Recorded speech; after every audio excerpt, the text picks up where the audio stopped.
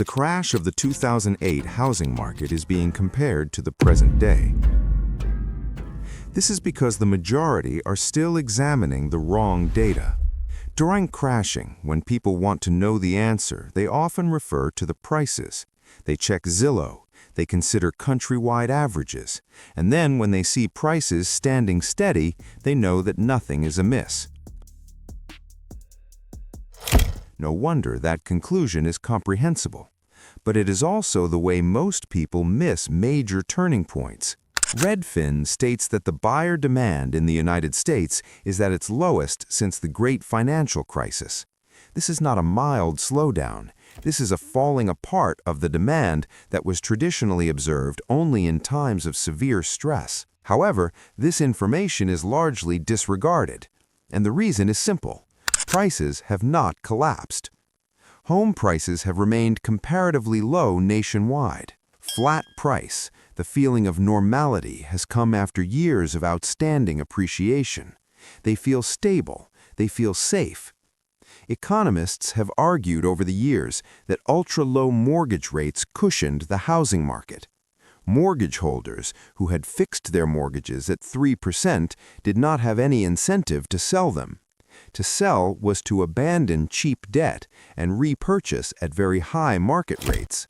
This formed what was to be referred to as the lock-in effect. And this theory was very long a success.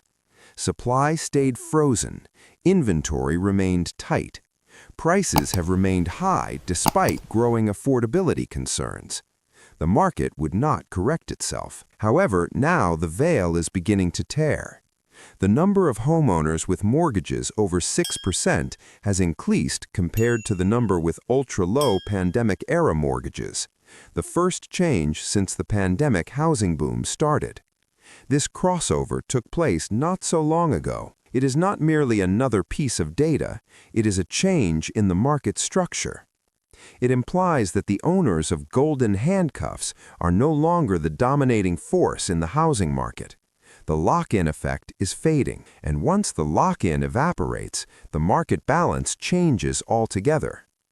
A weakening lock-in effect and a collapsing buyer demand make price stability much less guaranteed. Nevertheless, many individuals remain unconvinced. They point to national price charts and tell them that nothing is going on.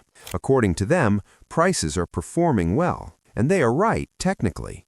But context matters. A stagnant market is inappropriate after almost 6 years of highly augmented prices. Home prices increased by 2x in most areas between 2019 and 2022.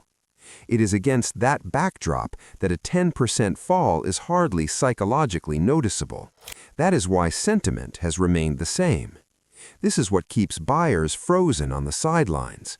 This is why most people are sure there will be no housing crash. The truth is simple.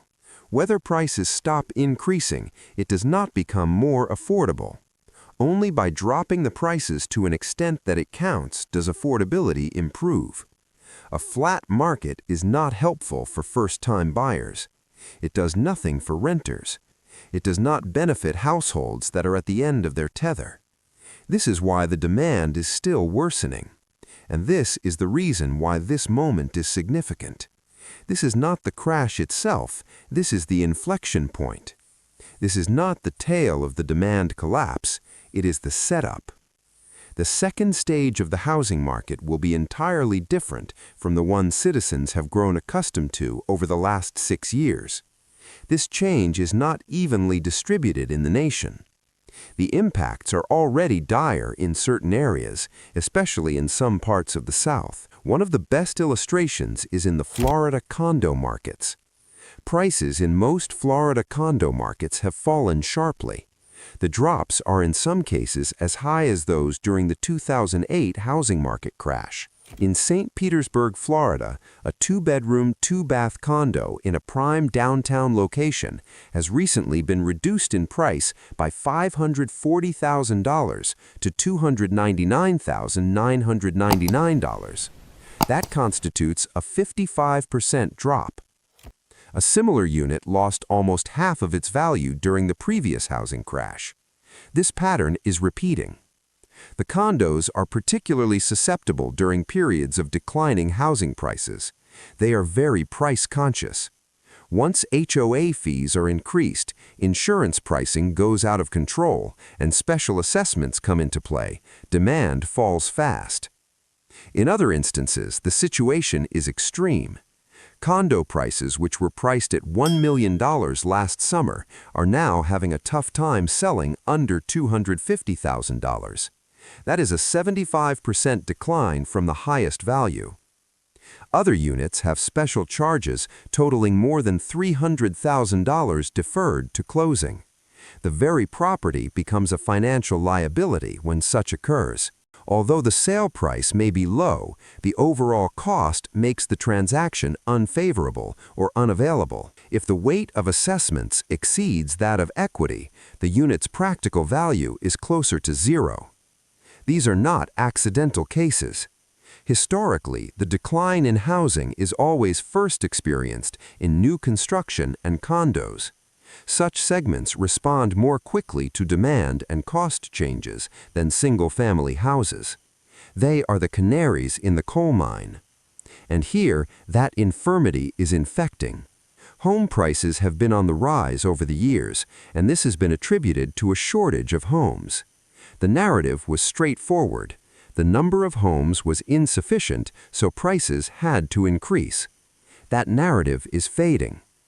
Active listings are projected to be back and possibly higher than 2019, based on inventory projections. The supply of that period was not excessive, it was balanced. However, today the market is balancing that with much less affordability. Mortgage rates are higher, insurance costs are higher, property taxes are higher, HOA fees are higher. The inventory that seemed manageable in 2019 is now oppressive. Even bearish analysts have accepted that the prices are under stress. What is happening in Florida is not an isolated incident, it is a preview.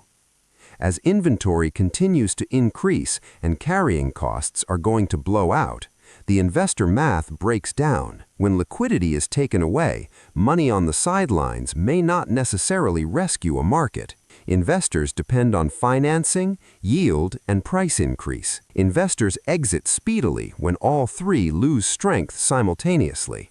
Investors are already withdrawing, and the people who purchased around the 2022 peak are getting stuck. The transition from a seller's market to an actual price correction does not occur in phases. It happens unevenly, quietly, and then suddenly. Prices do not have to go down everywhere at the same time. All they must do is to fall enough times in enough places to turn the tide. When that occurs, then we have a shifting psychology rather than fundamentals. It is not a matter of a crash tomorrow. It is regarding the realization that one-sided housing prices are coming to an end. The market is returning to normal after years of distortion. And when prices are not pegged to incomes, normalization is painful. Watch affordability, watch inventory, and observe months of supply in your marketplace. It is the real story that is happening there.